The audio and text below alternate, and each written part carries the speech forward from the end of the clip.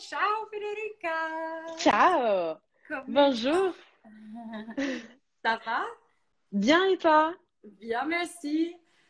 Je Tu suis peux ravie. mettre, tu peux mettre mon Instagram aussi Ah oui, c'est parfait, Susan Barry, c'est génial. C'est un J'ai plaisir réussi. d'être là.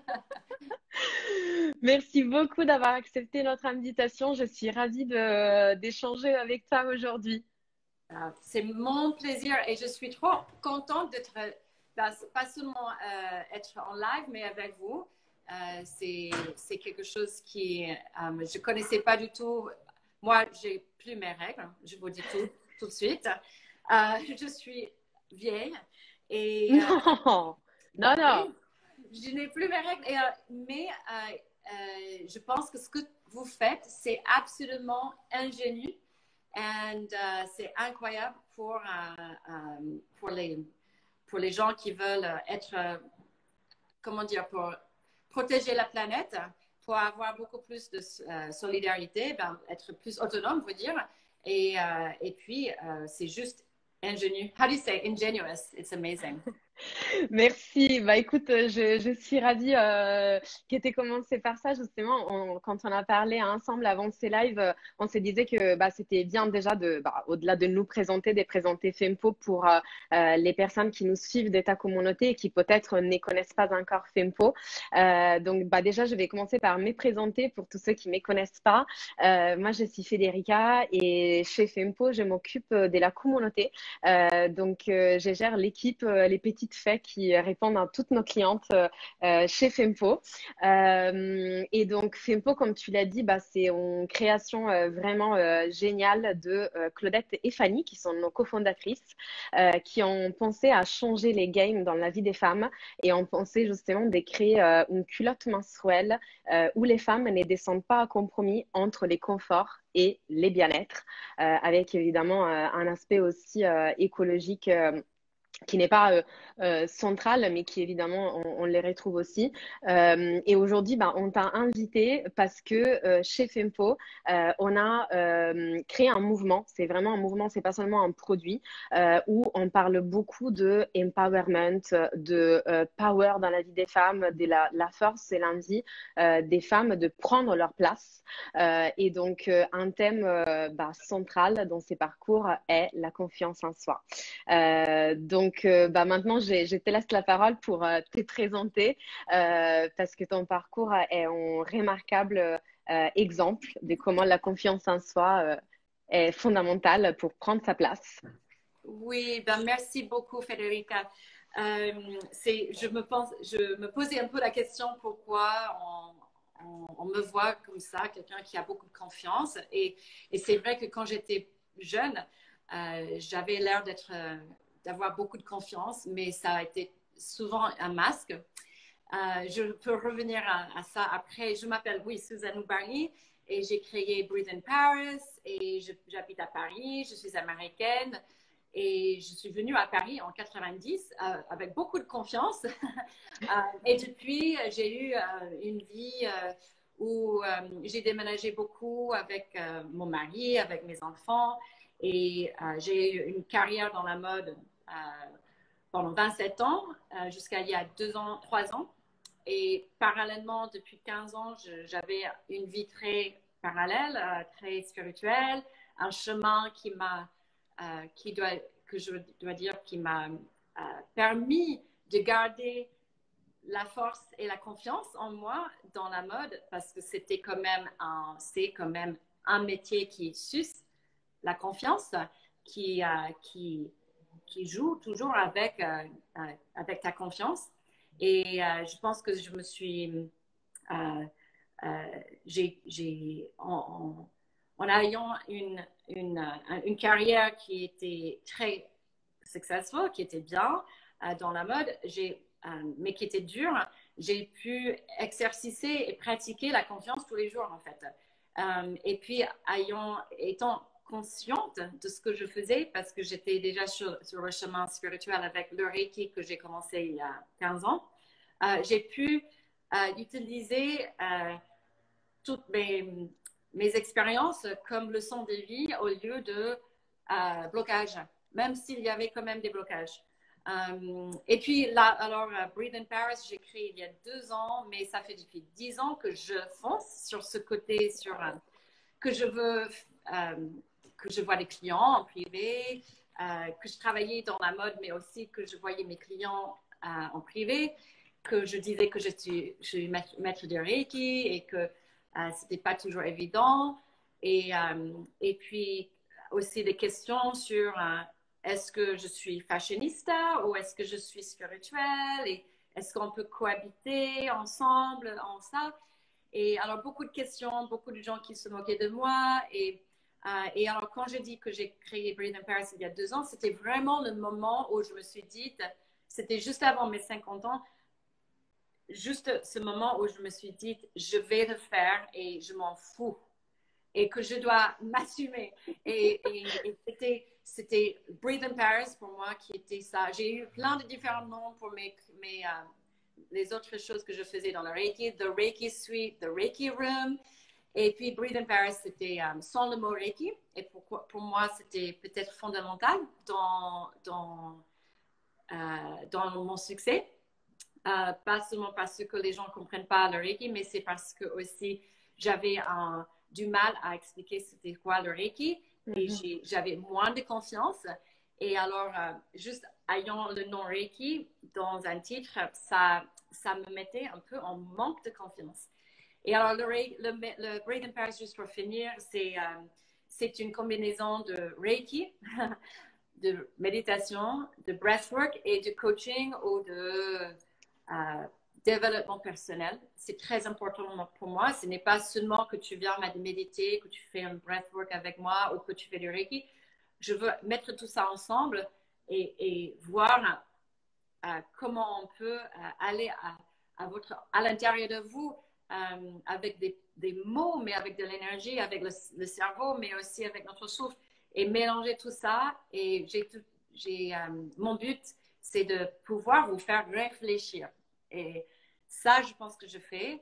Parce que moi, je suis toujours en train de réfléchir et me poser des questions. Et je pense qu'on n'a pas beaucoup. Il y a quand même, mais là maintenant avec les lives, ça devient de plus en plus, mais il n'y a pas vraiment des endroits où on peut réfléchir ensemble dans un lieu qui est un peu cool, qui n'est pas religieux, qui n'est pas attaché à une team ou à une politique. C'est vraiment libre et c'est ça que je voulais créer comme espace.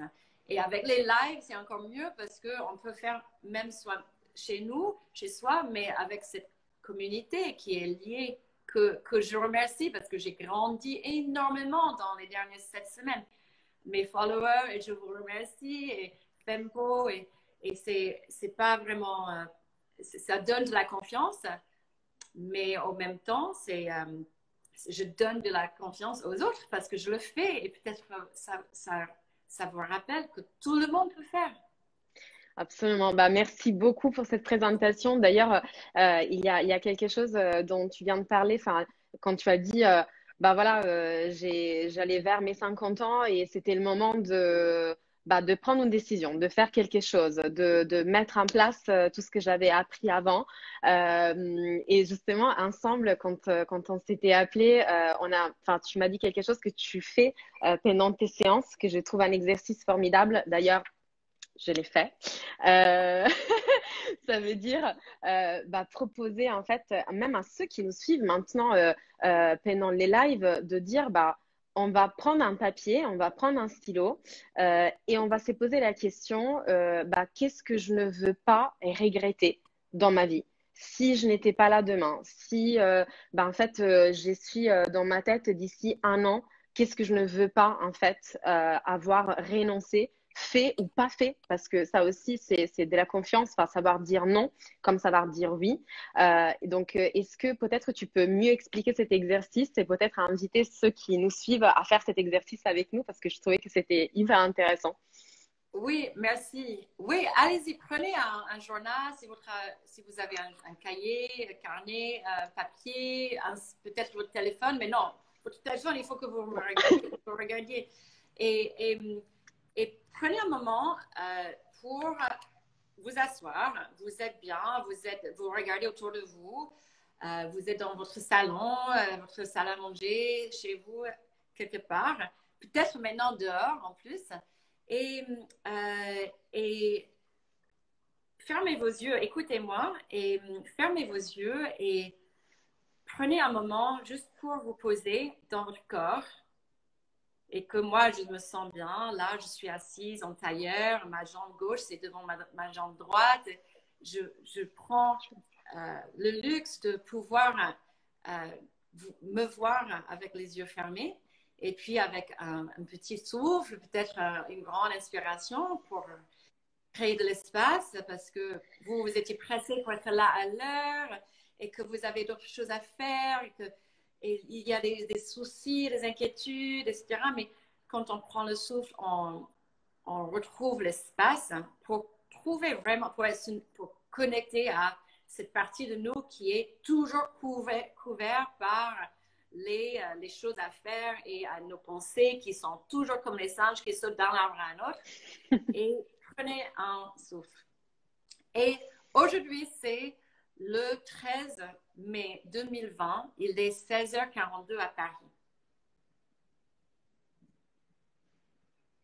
Dans un an, on ne sait jamais qu'est-ce qu'on va faire. Entre maintenant et on le sait avec notre expérience récemment qu'on ne sait pas qu'est-ce qui va arriver d'ici un an. D'ici un an, où est-ce que vous vouliez être? Où est-ce que vous voudriez être à 19h42 le 13 mai 2021? Alors, vous voyez, en fait, visualisez où vous aimeriez bien être avec votre travail, avec vos relations, c'est-à-dire votre partenaire, votre femme, votre mari, avec vos amis, avec votre famille en général, si vous êtes maman, papa ou vous êtes enfant, un jeune et vous êtes, peut-être vous avez 18 ans, vous en avez marre de votre maman qui est toujours là comme ça, que moi j'étais comme ça, que j'étais, ou peut-être vis-à-vis à votre environnement, votre ville. Maintenant, après le confinement, est-ce que vous avez une autre perspective sur vos désirs, sur le fait que vous n'aimez plus où vous êtes? Et alors, dans cet espace, il y a plein de différentes choses. Vous avez d'autres choses. Il y a le social, environnement, votre santé, votre être, votre corps, votre pensée. Est-ce que vous êtes sur le bon chemin? Le sens de la vie. Enfin, il y a plein, c'est très ouvert. Mais peut-être prenez ce temps maintenant à écrire. Première chose qui vient dans la tête, qu'est-ce que vous ne voulez pas regretter d'ici un an, dans tout ça?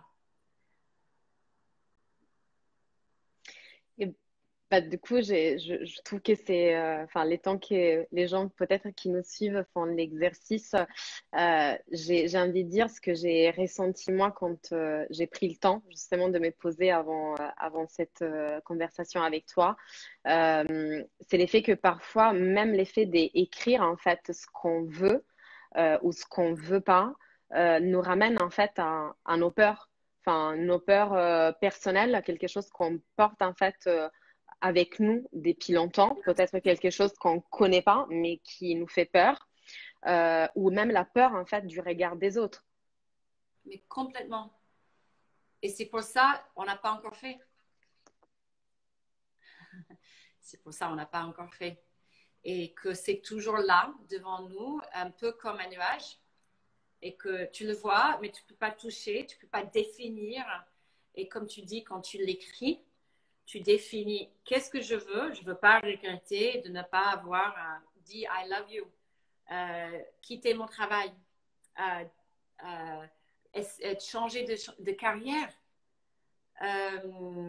aller voir le médecin parce que j'ai peur d'aller chez le médecin parce que j'ai un truc sur mon sein, mais j'ai peur parce que peut-être j'ai de cancer et que dans un an, ben, il y a tellement de choses et c'est autour des peurs qu'on n'a pas fait, évidemment. Et quand on écrit, vous mettez ça vraiment, on concrétise la chose et quand c'est concret, on peut à ce moment-là commencer à le regarder avec de l'amour, avec de la compassion, avec un œil comme un bébé. Moi, j'ai envie de quelque chose, j'ai envie de toucher cette balle rouge, j'ai envie. Et maintenant, on n'a plus envie de faire ça, de toucher ce ballon rouge, parce que peut-être c'est pas la bonne. Peut-être quelqu'un va me dire que je suis nulle. Peut-être ça me va pas et je vais échouer. Et ben, il faut revenir à nos racines et à cette pureté où on n'était pas conditionné, que le regard des autres, ça ne touchait même pas et qu'on pouvait faire ce qu'on voulait. Et c'est intéressant, si je reviens à cette analogie d'enfant, c'est que nos parents, on nous disait oui. Vas-y, le ballon rouge, c'est bien. Et puis, quand on est là, j'ai envie d'avoir un ballon rouge. Ah non, mais je ne sais pas. Hein. Ah, mais parce que le ballon rouge, peut-être ça va te faire mal. Qu'est-ce qu'ils vont dire les autres? Et c'est pas seulement nous qui disent ça dans notre tête parce qu'on a des conditionnements, mais parce qu'il y a tout le monde qui va nous dire, la meilleure amie, les gens dans la rue, nos parents, nos enfants. Et alors, quand la confiance en soi, c'est de faire ce que nous avons fait là, prendre un moment seul et trouver l'espace, écrire et dire va fanculo. Ah, j'adore. Je m'en fous. Who the fuck cares what anybody thinks? And that's hard. Parce que après le ballon rouge quand tu es bébé et le ballon rouge quand on a 50 ans, ben, entre tout ça, il y a des conditionnements, il y a des mensonges, il y a des regards, il y a des choses qui se sont enfoncées en vous et c'est des schémas. Et ça prend du temps. Et je sais parce que je vois plein de clients. So, I know the problems. And I was also, et moi aussi. Mais justement, il y a un truc que tu m'as dit, et franchement, ça, c'est, je pense, la phrase qui m'a marqué le plus, et qui justement, c'est un lien avec ce que tu viens de dire. Tu m'as dit au téléphone, la confiance en soi est un muscle. Donc, ça veut dire, quand on fait quelque chose qui nous fait peur tous les jours, on s'entraîne. Et donc, c'est un entraînement. Et j'ai trouvé, en fait, cette comparaison vraiment intéressante parce que même si on regarde chacun notre propre expérience, là, on a écrit peut-être ce qu'on veut faire, on s'est projeté dans les futurs. Et en fait, je pense que tout le monde a un exemple de quelque chose qui a fait, qu'on a accompli, même seulement nos études, parce que passer un examen a fait peur à tout le monde, mais on l'a fait. Et plus on fait en fait cet exercice, plus on prend confiance. Donc, est-ce que justement, tout à l'heure, quand tu parlais du Reiki et du fait que les mots Reiki t'aient freiné, enfin, c'était un frein pour toi dans la création de Breath in Paris. Comment justement tu t'es entraîné? Enfin, quelle a été ta méthode pour t'entraîner, pour franchir les pas et dire, j'y vais, je m'entraîne et même si j'ai peur, j'y vais. Oui, je vais répondre à cette question, mais avant, j'invite les gens qui ont écrit à décrire leur pire peur de ça. Qu'est-ce qui peut être le pire qui peut se passer à côté de ça? Par exemple, de faire, pour moi, c'est de créer Breathe in Paris ou de créer ma société, mon business. Ça me faisait peur. Et le pire qui pouvait se passer, c'est que les gens se moquent de moi, que les gens pensent que je suis perchée et que c'est vrai que les gens continuent à se moquer de moi et pensent que je suis perchée et que je suis toujours là. Ah oui, oui. Il faut les inviter à ces lives. Et qui vont me dire que je suis une secte ou que je suis absolument bizarre ou que ça marche pas. Et ça veut dire que, en fait, les pires peuvent se passer.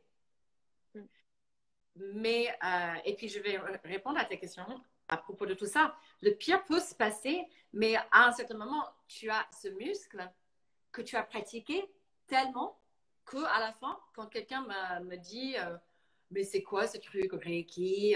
C'est quoi le breathwork? C'est débile, c'est complètement dingue. Je dis, oui, c'est dingue pour certaines personnes, mais je m'habitue Et je sais comment répondre maintenant. Et je sais que ça va venir. Et il y aura certainement quelqu'un qui n'est pas d'accord avec moi, comme il y aura certainement quelqu'un qui n'est pas d'accord avec toi et avec tout le monde qui est là. On ne peut pas avoir la même perspective de la même chose. Comme quand je te vois, moi, je te vois, mais quelqu'un te voit de l'autre côté, c'est ton profil, et de derrière toi, c'est quelqu'un d'autre. C'est toi, mais c'est de différents côtés. Et c'est ça, le muscle, c'est aussi de savoir les peurs, savoir qu'ils vont venir. Le pire va venir. Et que chaque fois que tu affrontes cette peur, ça te muscle. Et c'est pas moi qui a dit ça, c'était Michelle Obama. C'est mon idol. C'est mon idol.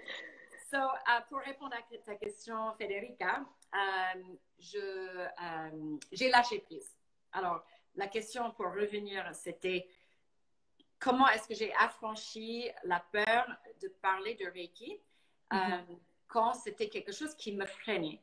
Et ça me freinait pendant des années et des années et des années. J'ai découvert le Reiki en 2005. En 2005, j'étais agent de photographe dans une agence de mode, de photographe de mode à Milan. Je gérais, c'était moi qui a ouvert l'agence. J'étais top du top. J'allais au défilé de mode. J'allais chez les clients comme Gucci, comme Armani. J'étais avec les tops et j'étais dans les soirées tout le temps. Je m'habillais super bien, mais je faisais du Reiki à côté. Et au fur et à mesure, avec le temps, j'ai commencé à comprendre que le Reiki me servait. Et j'ai commencé à en parler avec mes amis mode. Et ils pensaient que, enfin, c'était en 2005, c'était à Milan. Puis en 2007, on est revenu à Paris. Et j'ai commencé, là, je travaille avec Neiman Marcus, j'étais consultante. Et j'allais au défilé, j'étais avec les Top Shots, etc.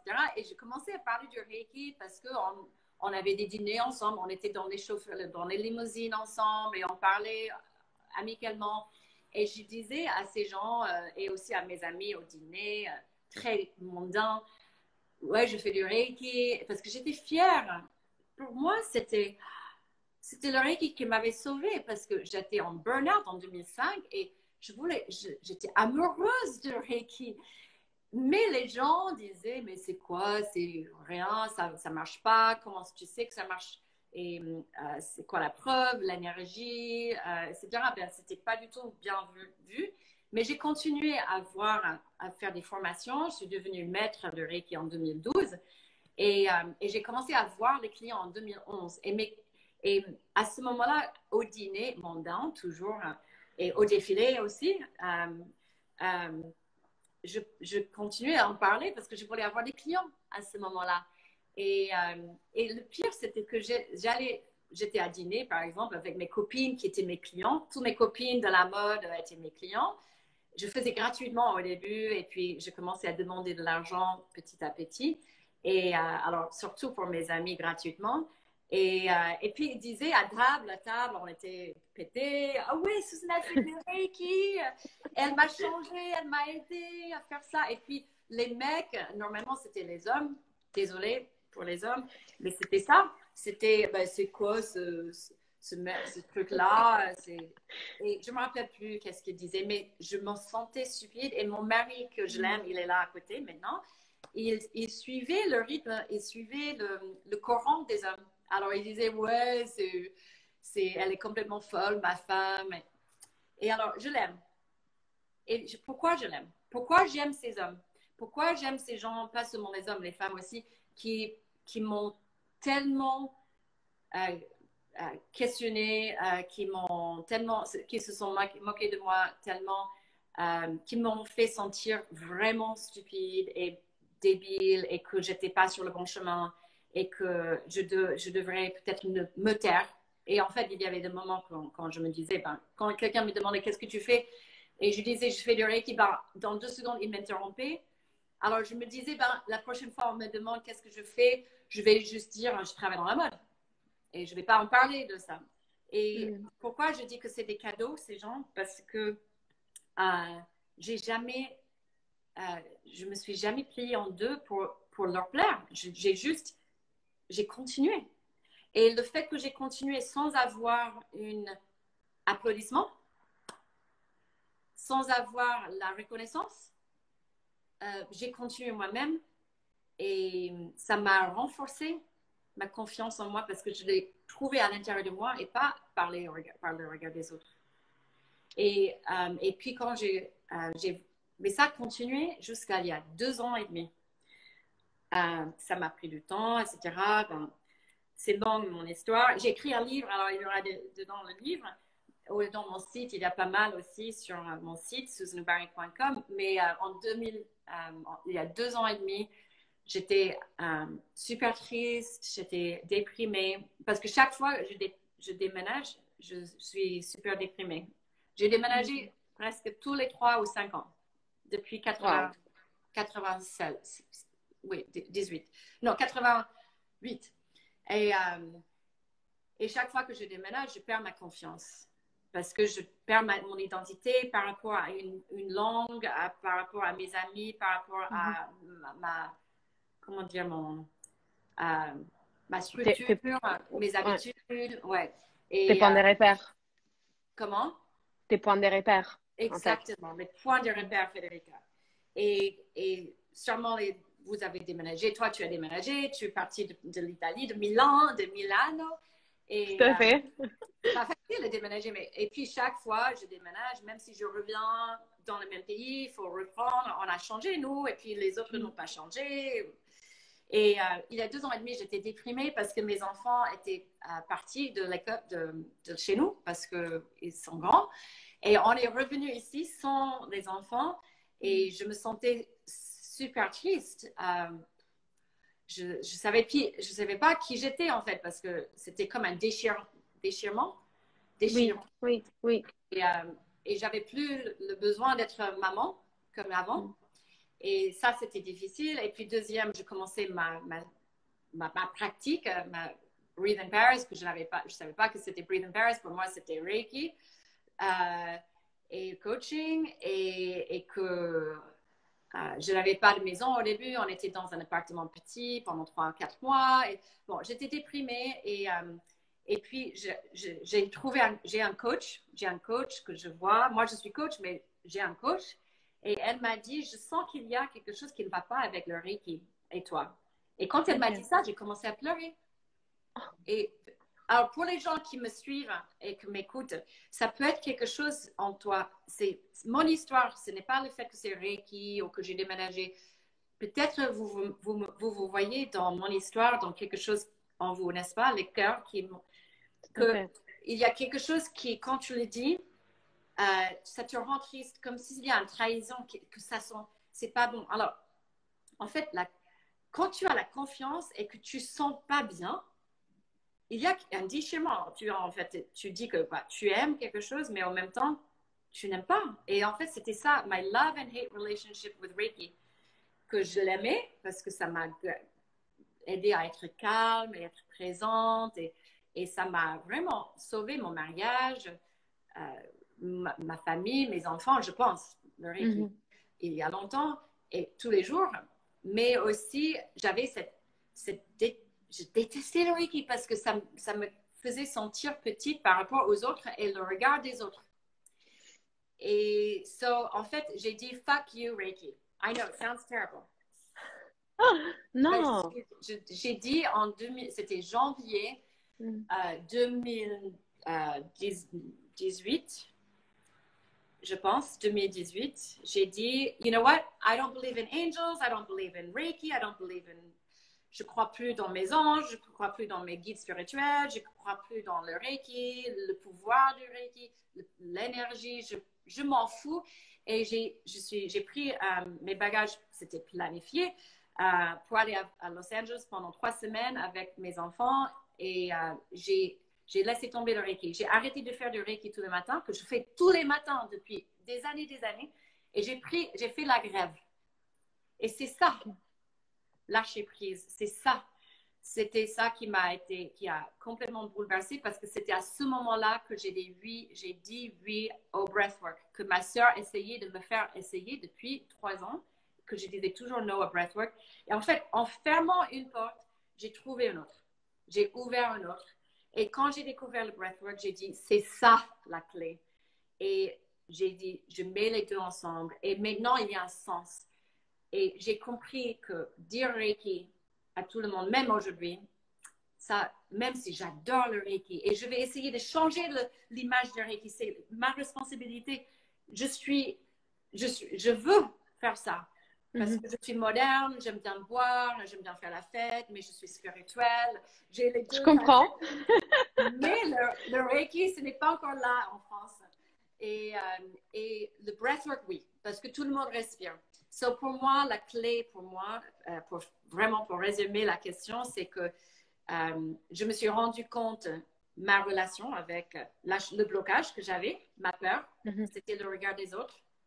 Et par rapport à ça, parce que dans les autres choses, j'étais bien. Le regard des autres au défilé, le regard des autres dans un rendez-vous avec un président de Neiman Marcus, ça ne me dérangeait pas. Mais tu peux être confiante, mais pas dans tout. Tout à Tu peux fait. avoir le manque de confiance dans un élément dans la vie. Et alors, c'était ça. Je me suis rendu compte, c'était quoi le blocage? J'ai laissé, j'ai dit, bon, je ne veux plus, j'en ai marre. Et puis, à un certain moment, je pouvais aussi le réconcilier avec le Reiki, avec cette peur. Et entre-temps, j'ai trouvé une solution pour que ça devienne... C'est mignon, ça. sortir d'une zone de confort, oui, Ouais. oui, complètement. Ouais. Et d'ailleurs, tout à l'heure, il y a eu un petit commentaire qui était pour toi, qui disait, justement, quand tu disais, bah, les gens me voyaient comme mon perché, et quelqu'un a commenté, ah bah si tout le monde était perché comme toi, avec un petit cœur, et j'ai trouvé ça trop mignon. Oh. Donc, bah Je écoute, suis complètement perchée. I'm the craziest of them all. I bah, am. Et il y a 2 jours, je pleurais avec mon mari. Je disais, c'était 2 heures du matin et j'ai trop de choses à faire. Je n'arrive pas à faire tout et je suis stressée et je suis juste moi. Et vous avez le droit d'être vous-même. Et perché, c'est magnifique, c'est vrai. Je suis contente d'être ça. Mais c'est vrai que il faut avoir la confiance de pouvoir assumer. mais oui, et puis même, enfin, j'ai pensé, justement, enfin, d'une part, je comprends vraiment, enfin, évidemment, de mon expérience, ce que tu dis entre, bah, avoir deux façades, enfin, en façade, c'est ce que les autres voient, et après, tu as quelque chose en toi hein, qui est vraiment intime, qui tu peux partager avec les autres, mais qui les autres peut-être ne comprennent pas, parce que c'est quelque chose qui est vraiment caché en toi, que toi, tu vis d'une façon vraiment profonde, mais que pas tout le monde peut comprendre. Et la confiance en soi, dont tu parlais de, bah, je perds mes repères quand je bouge d'une ville à une autre, quand je change de travail. Et en fait, on revient peut-être au fait que bah, la confiance en soi, c'est s'accepter et savoir qu'on est notre point de repère, en fait. Nous-mêmes, on est notre point de repère. Les autres, évidemment, rendent notre vie, bah, c'est comme dans l'amour. Enfin, si on s'aime pas nous-mêmes, comment on peut aimer quelqu'un d'autre? La personne qui est à côté de nous, qui est avec nous dans un couple, ne va pas créer notre amour. C'est quelque chose en plus, en fait, mais ne peut pas être notre seule source d'amour. La vraie source d'amour et la vraie source de confiance en soi, c'est nous-mêmes. Et il faut avoir le courage, comme tu le disais, de l'accepter. Oui, c'est en fait le sujet de mon chapitre maintenant, le 4e chapitre. Et j'écris et je n'arrive pas à écrire ça. Je vais écrire toute la nuit en fait, c'est sympa d'en parler. Mais ça me fait presque pleurer parce que s'aimer, c'est une des choses les plus difficiles qu'on se demande de nous-mêmes. Et que je vois ça dans mes clients, dans beaucoup de mes élèves, c'est l'idée qu'on s'aime et qu'on peut s'accepter. Je pense, c'est pour ça le souffle est très important parce que le souffle, on commence à apprécier déjà le pouvoir de notre corps. Quand on respire, on se dit, putain, j'ai la chance. D'abord, c'est la gratitude. Tout est mélangé en fait. Mon chapitre, c'est gratitude, c'est l'acceptation de soi, la gratitude et puis évidemment s'aimer. Mais c'est pourquoi c'est aussi difficile à écrire, c'est parce que c'est très difficile, c'est pas tangible. C'est pas tangible. Il n'y a pas quelque chose que tu peux dire à quelqu'un, tu vas t'aimer aujourd'hui. allez, tu vas avoir la confiance, tu vas t'accepter. Tu vas Non, t'accepter, tu es belle. Parce que tout ce que nous voyons, nous, des autres, c'est pas la même perception que nous avons de nous-mêmes. Et c'est alors de prendre le temps pour voir, de se centrer et voir ce dont on peut être en gratitude, ce qui nous fait la gratitude. Et la première chose, c'est le souffle pour moi. Et puis, le problème avec le souffle, c'est que quand tu te recentres et que tu te retrouves cet espace, souvent, tu vois que les mauvaises choses. Parce que tout à fait. on est tellement dans la confiance et je suis bien et tu es vite et vite parce que tu es en train de cacher les choses. Et moi, j'étais dans ça, c'est high functioning anxiety. Somebody who's high functioning anxiety, c'est la personne qui paraît d'avoir tout, mais qui est super anxieux à l'intérieur. Et c'était... Ah, je comprends, je comprends. Tu as le mari, les enfants, la belle maison, le travail, que tu as un bon titre, tu gagnes super bien ta vie, tu as l'air d'être super, avoir la confiance. Ouais, qu'est-ce Ah qu'il oui. y a quelqu'un qui te demande quelque chose? On va Oui, en être... fait, il demande où est-ce qu'ils peuvent trouver ton livre. Donc, il y a eu Mais pas quelqu'un encore qui a dit, écrit. Je suis en train d'écrire. mais il y a quelqu'un qui a écrit sur ton site internet. Alors, je ne sais pas si tu as peut-être publié quelque chose sur ton site qui raconte de ton livre, mais je pense pas. Je pense que tu peux Pas le encore. trouver à travers son site. Bah non, non, il faut attendre. Il faut avoir de la patience. Oui. Le livre sort en octobre, fin octobre. Si je finis, est-ce que je peux aller maintenant? Allez, au revoir. Bye, you guys. I'm going. I've got it right. Seriously, je stresse. Ah non, non, surtout pas, hein. So, qu'est-ce que je disais? Mais c'était autour de. Oh Bah, my God. mais d'ailleurs, enfin, je suis en train de Ah penser oui, justement. high function anxiety. Go ahead. Oui, oui, oui. Non, non, vas-y. Justement, enfin, j'ai pensé aussi au fait que parfois c'est les autres qui te mettent la pression, tu vois. Enfin, ça, c'est l'exemple de je dois absolument accomplir quelque chose, mais on ne doit pas l'accomplir pour les autres, on doit l'accomplir pour nous-mêmes, en fait. C'est ça aussi la confiance en soi, c'est de savoir se dire que, bah oui, les regards des autres est important. Enfin, on vit quand même de gratitude, tu vois. Enfin, la gratitude, c'est la récompense. Enfin, c'est évidemment quand quelqu'un nous dit ah bah c'est bien, t'as écrit un bouquin, c'est super, bah, ça nous fait plaisir. Mais la première personne à qui on doit faire plaisir, bah, c'est nous-mêmes. Donc voilà, je pensais à ça quand on parlait de ton Oui, c'est bouquin. bien. Je suis d'accord avec toi. Sono d'accordissima. Et and it's like, c'est, ouais, en français, en anglais, italien. Euh, euh, à la fin, c'est pour ça écrire quelque chose, écrire un journal. Moi, j'écris un journal depuis que j'ai 7 ans. Même Waouh. maintenant, j'écris mes journaux. Un journal. I write my diary. Dear diary, I'm stressed out. Qu'est-ce que je vais faire? Et c'était en fait à ce moment-là, quand j'ai lâché prise avec le Reiki, que j'ai repris mon diary après peut-être 6 mois d'absence et j'ai Ok. commencé à écrire. C'était dans l'avion, je pleurais. J'avais vu un film avec Jennifer Aniston, sûrement. Qui n'aime pas Jennifer Aniston? Je pleurais, j'écrivais.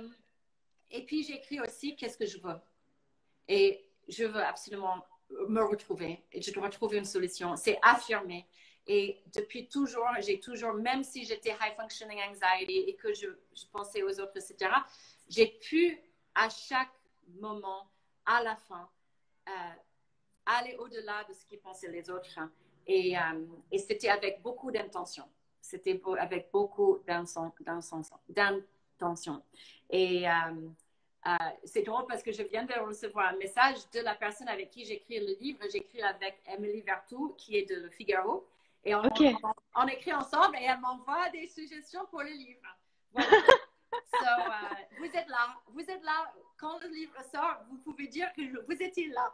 Euh, euh, oui, les intentions, c'était ça qui m'ont aidé beaucoup. Et depuis que je suis petite, je dis, je veux travailler dans la mode. Et j'ai déjà dit ça dans un live, si quelqu'un m'a déjà entendu dire ça. Je veux travailler dans la mode, je veux quitter les États-Unis, être mariée avec un étranger, j'étais pas très intéressée à être mariée ou à avoir des enfants. Je voulais avoir une carrière dans la mode. Et puis, j'ai toujours eu mes premières expériences. Mon premier job, c'était avec une confiance incroyable. Je n'avais pas confiance. J'ai juste, that's the other thing. C'est ça, en fait. C'est fait semblant d'avoir confiance. Et c'est ça le muscle. C'est comme pour moi, c'est apprendre une langue. Nous parlons beaucoup de langues, ou une langue ou deux langues, mais quand on apprend une langue, c'est dur au début et il y aura certainement des moments où on se trompe, où on dit des choses et puis les gens se moquent, l'accent.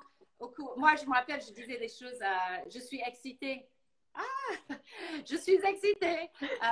Ok, ben tu es hot. Ok. Et ben, alors, je sais. J'ai fait la même chose, comme tu peux bien l'imaginer. Où les gens te regardent, tu dis, mais non, c'est pas ça que je voulais dire en fait. Ouais. Mais bon, il faut avoir beaucoup d'autodérision. Oui, et alors c'est la même chose. Apprendre une langue, faire la confiance et tomber et être quelqu'un se moque de toi et que tu fais une erreur, que tu dis quelque chose qui n'est pas adapté à une situation parce que c'est la mauvaise langue, mauvaise parole, mais tu continues. Et puis il y a des moments où tu dis, ah, j'ai bien parlé ce soir. Et tu bien, et puis d'un coup, tu oublies les mots et tu n'arrives pas. C'est vraiment une comparaison que je trouve qui est légitime. Et puis, si tu continues, à la fin, tu vas parler comme moi, je parle français. Quand je suis revenue il y a 2 ans et demi, j'avais oublié mon français. Et pour faire mon premier cours en français chez l'usine, en fait, qu'est-ce qui se passait? Ils m'ont dit, venez faire un cours devant l'usine. C'est le club où je travaille. C'est un club de luxe à Paris. C'est à l'usine Saint-Lazare. Et c'était, j'avais déjà fait un cours au centre aliment. Il y a 2 endroits où je travaille à Paris. Et les deux m'ont donné une chance il y a 2 ans. Vraiment, c'était grâce à ces deux endroits, lieux, que je suis là aujourd'hui. Et centralement, c'était en anglais, mais à l'usine, ils m'ont dit de venir faire un cours et je suis allée. Et puis, j'ai dit, je vais faire en anglais. Et ils m'ont dit, au moment, ils m'ont dit non en français. Et j'ai dit, ah, mais je suis pas préparée. Oh my God, how am I going to remember my French? Vraiment, j'étais là depuis 9 mois et j'avais pas vraiment mon français. Je savais pas comment dire respirer en français. Non, j'avais du mal, le ventre, comment dire hyperventilation, hypothalamus, tout ça, je savais pas dire. Et en fait, c'est comme Brené Brown. Si vous connaissez pas Brené Brown, je me suis jetée dans l'aréna et je l'ai fait. Et j'avais pas le choix parce que j'étais devant déjà. Et aussi pour ma carrière, j'ai toujours été comme ça où pour ma première, voilà, Brené Brown. Merci. C'est le fait d'être vulnérable, que vous pouvez être vulnérable. Et elle parle de ça. Il faut absolument regarder si vous ne connaissez pas Brené Brown. Et mon premier job que j'ai eu, c'était dans un magazine. Mon rêve, c'était de travailler dans les magazines. C'était en 91 à Milan.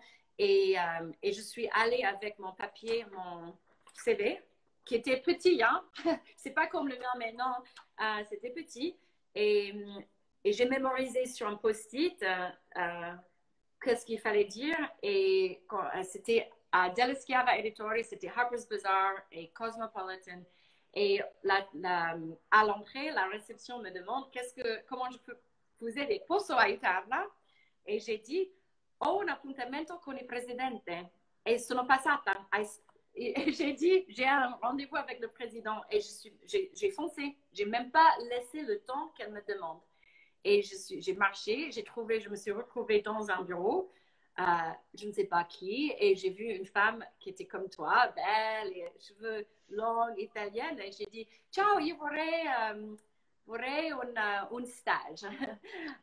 J'aimerais bien un stage. J'aimerais bien un stage. Et elle me dit, tu parles anglais? J'ai dit oui, parce qu'évidemment, avec mon accent. Et je ne parlais pas italien, j'ai mémorisé. Et elle me dit, écoutez, je peux parler anglais avec toi parce que j'ai étudié à Boston University. Et j'ai dit, ah, je suis de Boston. Oh my God, you're from Boston. Et puis, j'ai dit, bah, I want to have an internship. Je veux un stage chez vous parce que c'est mon rêve d'être travailler dans un magazine. Et elle me dit, ben, c'est où ton CV? Ben, je vais passer ton CV à mon père. Ah bon, ton père? Ben, c'est le président. Ah oui, ah ok, ok. Alors du coup, c'était les jackpots. Ouais, et puis mon deuxième travail, ben, après, c'était un mois de stage. Et puis la femme avec qui j'étais dans le département artistique, j'ai mon stage. Et puis une des femmes est partie en maternité et on m'a pris pendant un an. C'était en noir, alors je n'étais pas payée légalement, mais c'était bien. Et pendant tout ça, mon mari, pardon, ça c'est ma soeur Pardon. qui m'appelle. Ok. Ma soeur, elle est de Los Angeles, elle m'appelle. Elle va pas comprendre. Je l'aime, ma soeur. Ah mince. Tu m'entends? Elle peut se joindre. Oui, oui, j'ai t'entends. Elle peut se joindre à notre live. Elle peut devenir. So anyway, bref, mon mari qui est ingénieur, qui n'est pas dans la mode, moi j'ai travaillé dans la mode, il revient à la maison et me dit, Suzanne, c'est un collègue a une amie qui connaît bla bla bla bla bla chez Vogue Italie et elle va pas comprendre. Ah, tu sais, ça c'est le problème avec les lives. OK, you guys? Mais ça ne me bouleverse pas. En fait, j'avais besoin d'elle, en fait, mais elle ne savait pas que je n'étais pas disponible. Parce que tout le reste est éteint et tout, mais je ne peux pas enlever Airplane Mode. Ah non, non, non, non, mais c'est pas grave. Et puis, dans tous les cas, rassurez-vous, pour ceux qui nous suivent, on est toujours là. Parce que je vois, ça Super, très coupe. bien Non, pensé, non. merci. So anyway, Et en pour fait, finir, à la fin, je me suis retrouvée devant Franca Sozzani, qui est waouh. l'éditrice de Vogue Epic, qui est elle est, elle est décédée. Et chaque fois que je parle d'elle, je me sens. Ben, c'était mon mentor, c'était la personne qui m'a appris tout, ma vision, qui m'a donné beaucoup de confiance, mais dans le manque de confiance.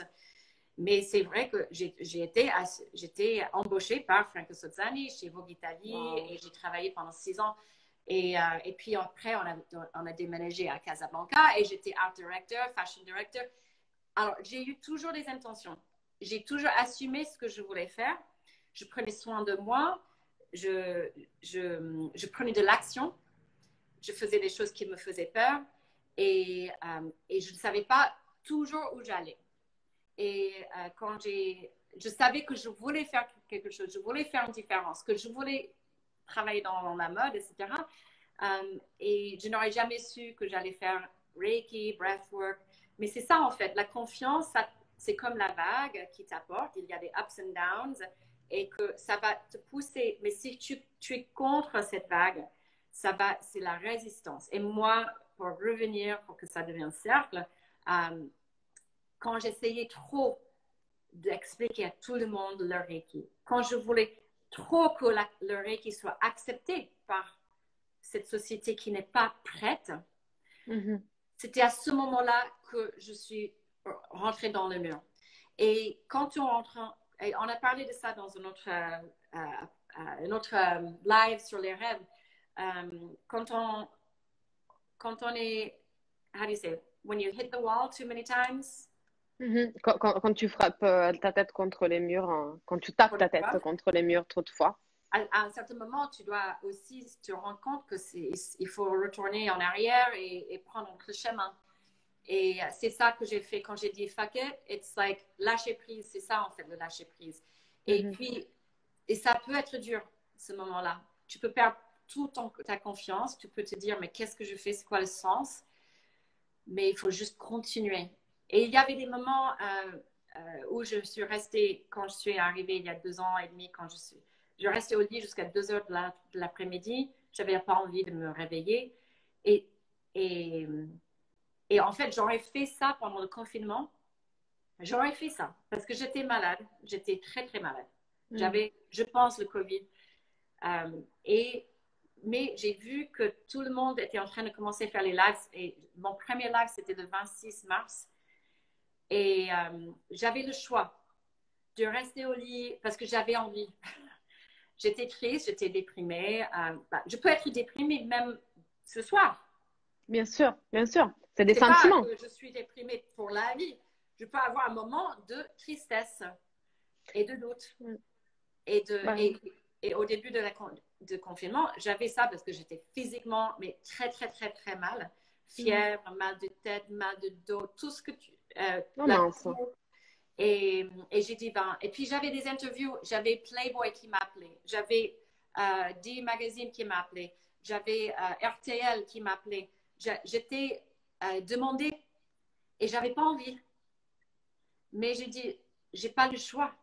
Mhm. Soit j'ai le choix de rester au lit et que tout ça passe devant moi et que je vais rester en arrière, soit et que je reste sous ma couette, que je voulais faire, soit je prends de l'action, même si ça me fait mal. Et en fait, les premiers lives que j'ai fait, mes interviews étaient bien parce que c'était par téléphone, mais quand j'ai fait mes premiers lives, c'était absolument horrible. Je ne savais pas comment faire, je ne savais pas qu'est-ce que c'était un duo, je ne savais pas faire, rien. Et alors, la confiance, c'était acquise au fur et à mesure. Et Bien maintenant, sûr. faire un live, je ne me prépare pas, j'ai confiance, c'est la muscle, et je continue. Et d'ailleurs, enfin là, je vois un petit commentaire qui est passé. On est tous humains. Et Ouais, justement, tu parlais à un moment de vulnérabilité. Et en fait, bon, j'ai une image dans ma tête qui d'ailleurs, enfin, me rappelle aussi les valeurs dont on parlait au tout début. Enfin, j'ai cette image, c'est une posture des yoga, mais c'est en fleur qui s'appelle Bird Paradise. Et en fait, c'est une belle image parce que en fait, cette fleur, elle est absolument ancrée dans la plante, mais elle s'ouvre complètement au ciel avec toute sa vulnérabilité. Donc, en fait, les symboles, c'est en fait, notre vulnérabilité enfin, est partie de nous. Nous sommes humains, nous sommes pleins d'émotions. Les émotions vont et viennent. Voilà, ça, c'est le but.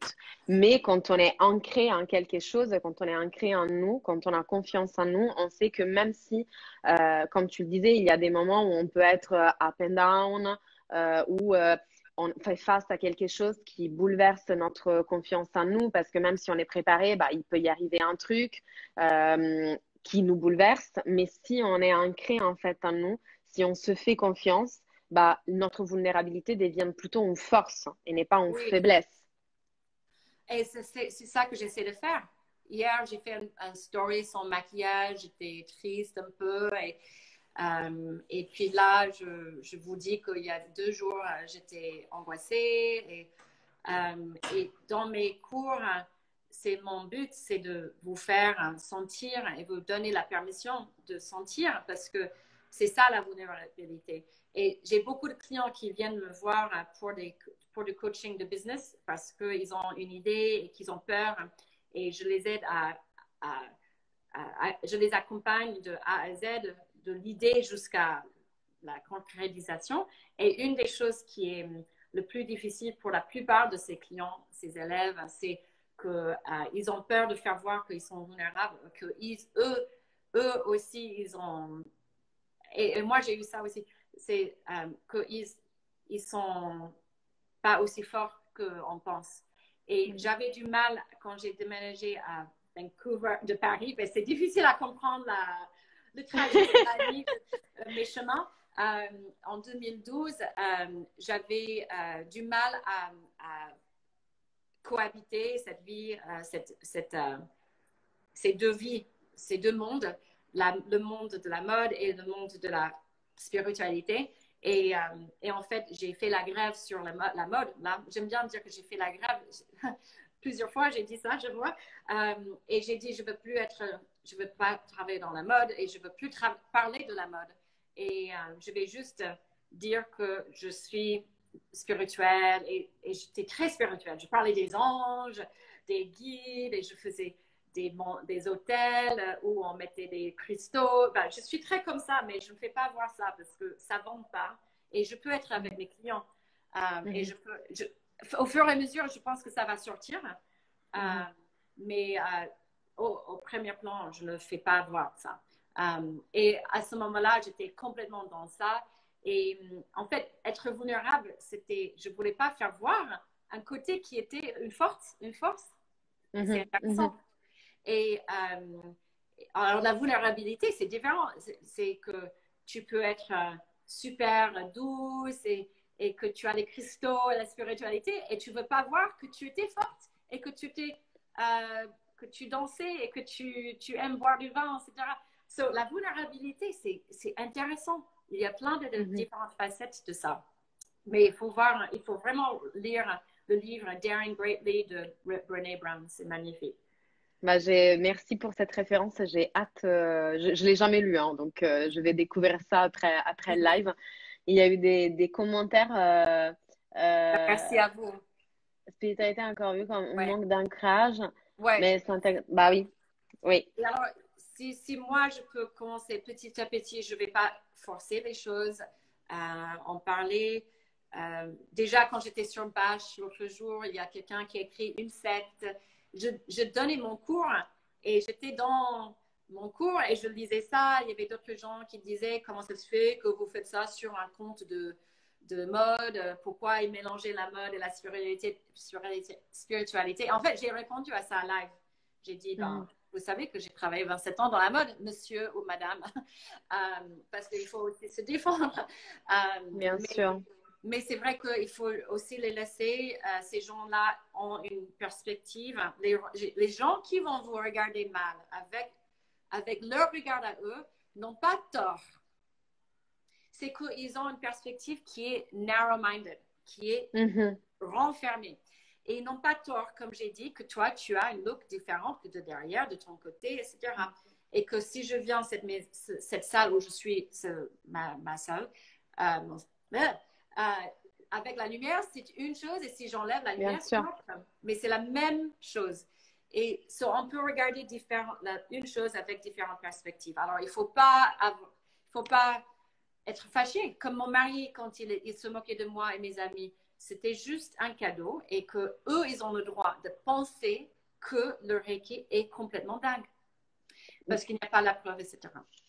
J'ai peur, Suzanne, ça va finir. En fait, ouais, exactement. Du coup, on a 1 minute et j'ai vu quelqu'un qui demandait une technique des respirations. Donc, peut-être qu'on peut terminer. Je ne sais pas si 1 minute suffit.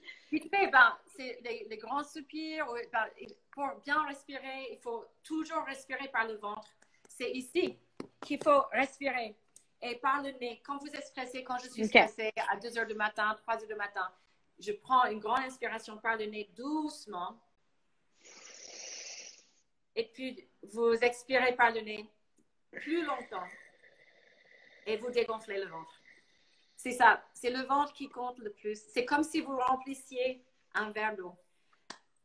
Merci, Fempo, pour les guerrières que vous êtes. Merci à toi. De partager votre force avec tout le monde. Et la créativité, l'innovation. Merci Suzanne. Je rassure tout le monde, ces lives sera enregistré sur notre profil, donc vous pourrez évidemment relire les questions, le livre et évidemment continuer à poser vos questions à nous et à Suzanne. Moi, je te remercie infiniment pour ton temps, pour tout ce que tu as partagé avec nous et on va ressortir de ces lives avec l'envie d'avoir confiance en nous avec les petits exercices qu'on a fait au début. Pas après pas. Absolument. Et dimanche, j'ai un Zoom. Regardez sur mon compte, susan.ubargi. J'ai un Zoom dimanche. Allez, merci. Parfait. Merci. Ciao, bye. Suzanne. Bye. Ciao. Stay well.